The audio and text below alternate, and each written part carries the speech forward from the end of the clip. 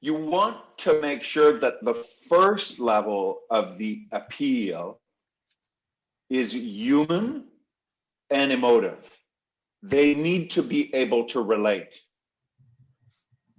The second or third layers of the appeal can be rational, scientific logic. There can be lots of stuff below it. Welcome to Your Intended Message, the perfect place for leaders and promising professionals who want to convey the intended message for greater success. Every week, we interview experts who address the challenges and best practices to deliver your message effectively. That might be one-to-one, one-to-few, or one-to-many. And perhaps the most important conversation, one-to-self. I'm your host, George Torok. My guest today is Yves Savoie. Here's 3 facts I believe you should know about Yves. Number 1, he's the former CEO of Heart and Stroke Canada, and that was up to February 2020. 2, recently he's launched a new business as a strategic advisor to charities and philanthropists. That's a multiple syllable word. Philanthropists working with the important organizations, and that includes Big Brothers, Big Sisters Canada, the United Church, Philanthropic Foundations of Canada, and Parkinson Canada. And number 3, are you ready for this? He's a pyromaniac. There's nothing he loves more than lighting a fire in one of 3 fireplaces in his home or in the outside fire pit. Yves Savoie, welcome to Your Intended Message. Thank you, George. Thank you very much. And Yves, you've got to be careful when you go introducing yourself at these networking sessions by saying, I'm a pyromaniac. It's turning. But a safe one, a safe one. Good. And I'm curious, when you light the fire outside, do you cook hot dogs over it? Oh, I cook. I actually more than hot dogs, steaks, or we're well equipped for that. Good. I can't wait to join you when we can actually meet in person again. Yves, as the CEO of Heart and Stroke Canada, now that must have been, to say it was an interesting communication challenge would be weak on my part. I'm guessing the messages that you needed to convey, you had different audiences with different mindsets and even culturally different positions where they're hearing you from. How would you define your key audiences? If you were to group them, who were they and what was it that was different about them that you had to be clear in your messaging?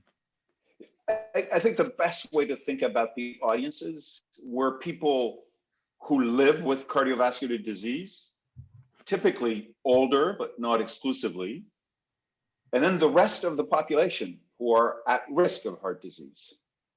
And pretty much every Canadian is at risk of heart disease, but often in our 20s and 30s and 40s, we don't think about the salt, the sugar, or maybe the lack of exercise, smoking, all of the things that contribute to, and then when we get to our 50s and we're in the age range where heart disease is more present, then we realize that these things are important. So I think one of the biggest communication challenges, especially with people who are at risk, is about the fact that these communications were about changing behaviors. And that's never easy to do. And in fact, the other audience was our donor public. And again, you want to create awareness of heart disease, of heart and stroke's important work, but you want people to move to action, to go to the website, make a donation, and triggering people to act in a philanthropic way is a whole art, because they're parting with money, but they're getting a good feeling in return often, but they're not buying a new, they're not at the grocery store, they're not buying a new gadget. They're doing good. and that requires a special approach in communications. And doing good, when you're going to donors and you're asking them to do good by contributing money, do you appeal to them with logic or emotion? You want to make sure that the first level of the appeal is human and emotive. They need to be able to relate. The second or third layers of the appeal can be rational, scientific logic. There can be lots of stuff below it, but you don't start with that kind of appeal because it leaves people cold. So if you think of images or if you think of video clips, that you have to use things that move people to passion. I think of Joanie Rochette, the Canadian figure skater, who many Canadians will remember lost her mom from a massive heart attack the evening before she skated at an Olympic. Her mom was in the audience. And Joanie is a student of medicine now, having retired from professional sport. And she was a spokesperson. Well, her story appeals, right? She's just so Canadian in the way that she bravely skated the day after her mom's passing, because that's what her mother would have wanted. And today she's studying medicine. So in a way, she was a fantastic way to carry a message, but to make it emotional and to bring people into the fold and to ready them to hear other messages that are more rational. Yves, when a spokesperson like that appeals for support for a charity, a cause, does it work when people identify with the spokesperson, or is it about them feeling sorry for the spokesperson? What's the emotions that are involved here? I think identify more than be sorry. It's actually the slogan that Heart and Stroke used really as the kind of the top of the communication pyramid was a simple one. Life, period. We don't want you to miss it. And in that, it is a really fundamental celebration of something that we all value. We value life. We celebrate it, right?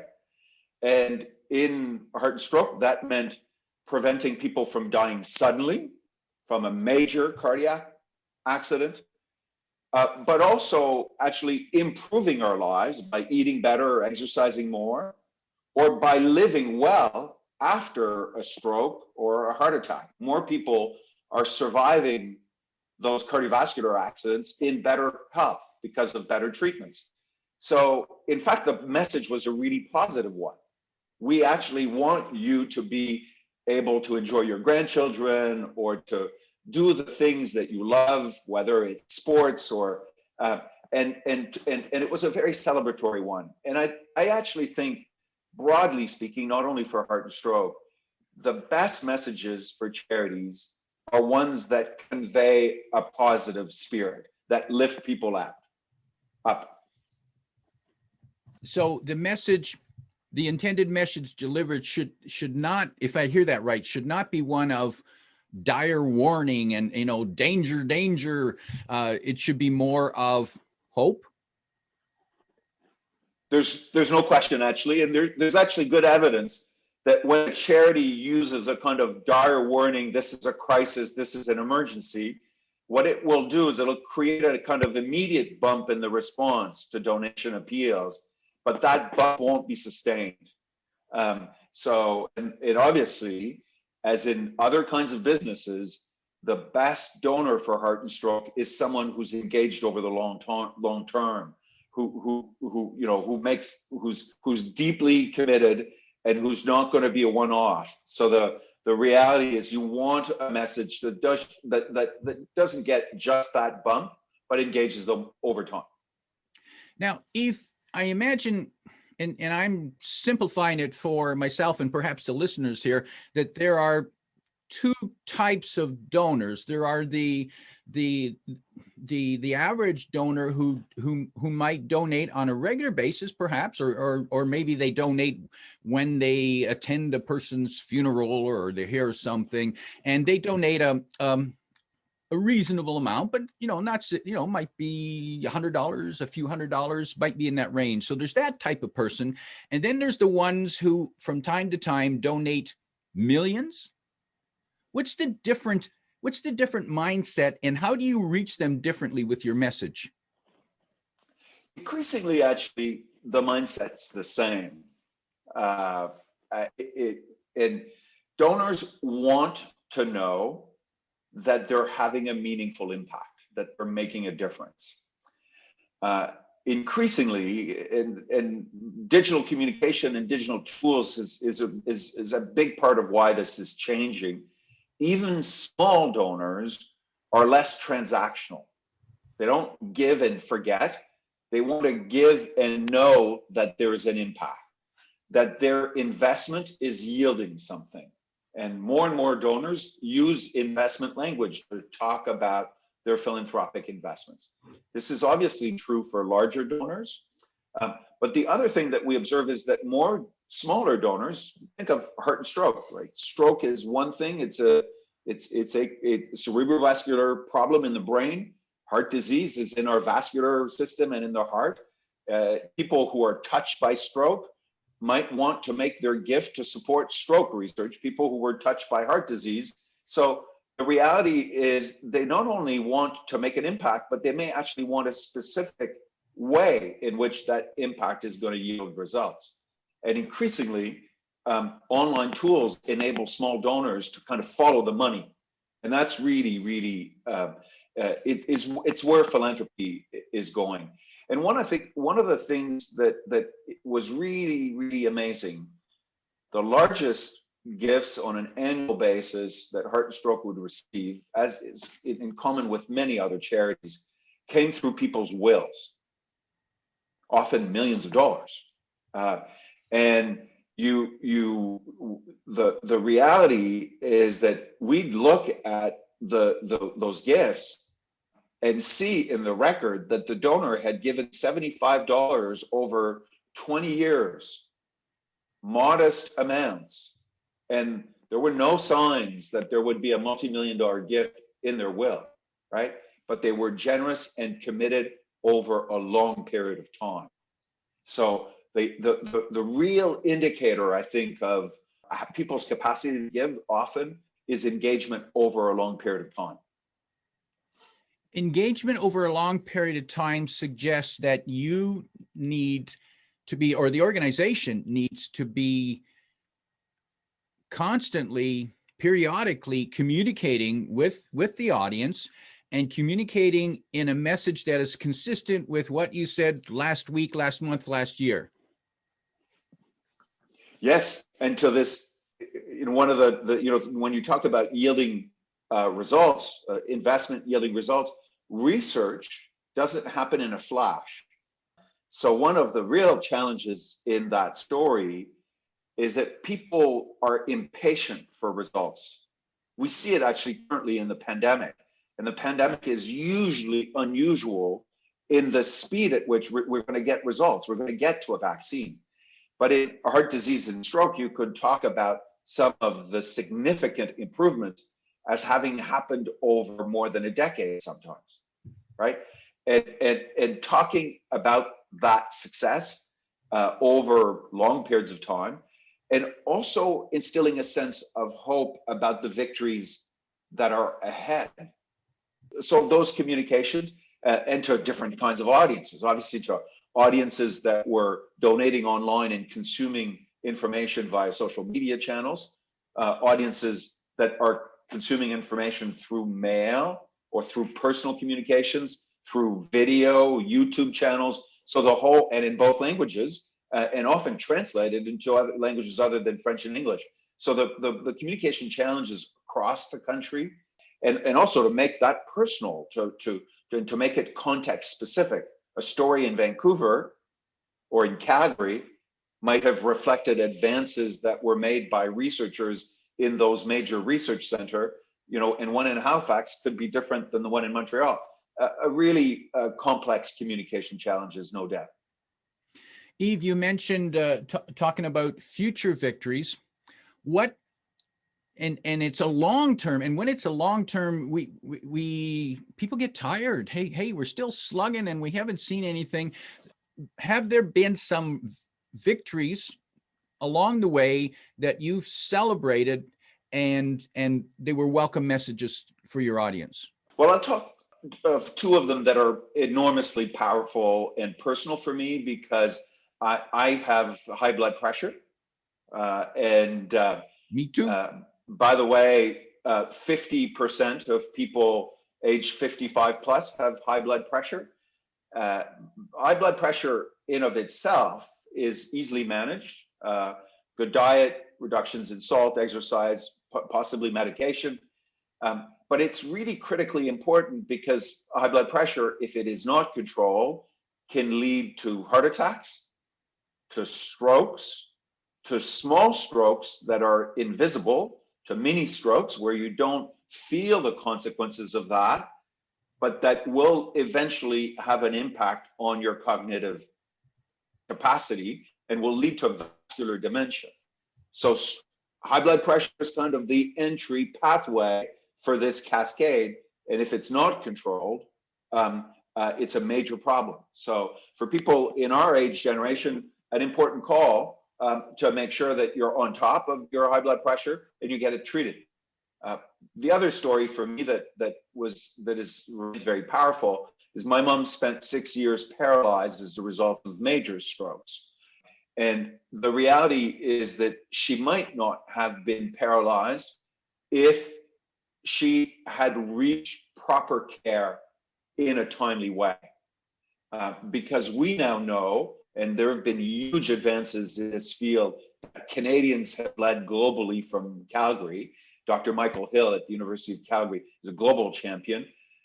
Stroke is essentially a clot of blood that lodges itself in the brain and impairs the flow of blood to the brain and can lead to permanent damage. If that's detected quickly enough, we can remove that clot. And there are now two ways to do that. There's the Drano approach, meaning the using a drug that will bust the clot. There's not real the Drano. Surgical approach. People don't drink Drano. Don't drink Drano. It's called TPA actually. But these advances are huge, and they mean that even people who have severe strokes, who get to the hospital in time. So one of the things that Heart Stroke does is it creates awareness of the signs of stroke. So the signs of stroke is one area with a heart stroke would really create awareness, and it's just I think maybe a good opportunity to share them. Slurred speech, an inability to raise your arms, and droopy face. So any of those signs should lead anyone in their company right away to call 911. Don't attempt to drive someone with the signs of stroke to the local hospital, because if you call the ambulance, they'll actually bring you to the right hospital where they can do the stroke care. And the ambulance will get you there quicker. And Heart Stroke has pressed hard so that when those ambulances arrive in hospital, there are bypasses in place. So you go directly to the stroke unit, because timely attention is really important to take that clot out. So this is the kind of advances. In 15 years, the burden of stroke has been significantly reduced. And it's highly, highly relevant for all Canadians. You mentioned all Canadians. And as many people realize, we have French Canada and English Canada. How big a challenge was it getting the message to both French and English? And was it just a matter of translating what the wonderful prose someone had written? Did that work? No, translation is important. I'm a Francophone, and from New Brunswick, and I work obviously in both languages all the time. I actually think it's really important, especially in marketing messages to think of translation and adaptation. So Joanie Rochette is a good example. Even in things as simple as choosing a spokesperson, you need to make sure that that spokesperson resonates in both languages, or to have two of them, one in English and one in French. So if you think, for instance, of someone, another spokesperson for Heart and Stroke from time to time, Peter Mansbridge, who's well known to many Canadians, and we sometimes forget that he's well known to people who listen to English news. And he's a good example, even though he has a good command of French, that wouldn't have the same appeal. Olympians are really, Céline Dion obviously would cut across, but you also have to go a step deeper than that in using humor, in using images of iconic places. Make sure that your iconic places are not always downtown Toronto if you're communicating to a national audience. And those kinds of sensitivities are what I would describe as a good approach to not only translation, but to adaptation. Yves, what in your time as the CEO of Heart and Stroke Canada, what was one of your most difficult challenges? I think the most difficult challenge is on the revenue side. The reality is that in Canada, fewer Canadians are filing a donation receipt when they file their taxes. And it's been declining for 30 years, quite precipitously. So that means that the fundraising game is more competitive. Happily, those who file, the average amount has been increasing over that same period. But you have to hone your game better, and it's a more competitive field. So that, there's no doubt, was the most difficult challenge. The greatest opportunity, I think, comes from the digital transformation that is, changing so many businesses. You think of e-commerce, and you think of web tools, and the reality, if you think about it, is someone who made a small gift of $75 to Heart and Stroke, if they sent the check by mail, that cost us $5 to process that check. If they went online, use the URL to make that gift, and accepted to make the gift on a monthly basis or on a recurrent basis, that just improved the net available in a huge way. So the reality is that all of these online tools were changing the game in a big way and pushing costs out of the business to leave more money for research, for policy work, for the important work that Heart and Stroke does. Yves, these days you retired from the Heart and Stroke Canada, and now you have your own business. You offer strategic advice to philanthropists, and if people need help, you're the guy that they should talk to if someone wants to explore opportunities to find out how they might serve their community better, maybe as a board member or on a charity. And if they have questions about philanthropy, you're the one who can provide them with advice on what's right for them. Yeah, think about it in maybe a young athlete who's become really successful, who wants to use their celebrity to do good, but might actually want to explore, what way should I do that? Should I have a focus? Should I engage others? Or think about a couple who are 70 years old and they sell their business.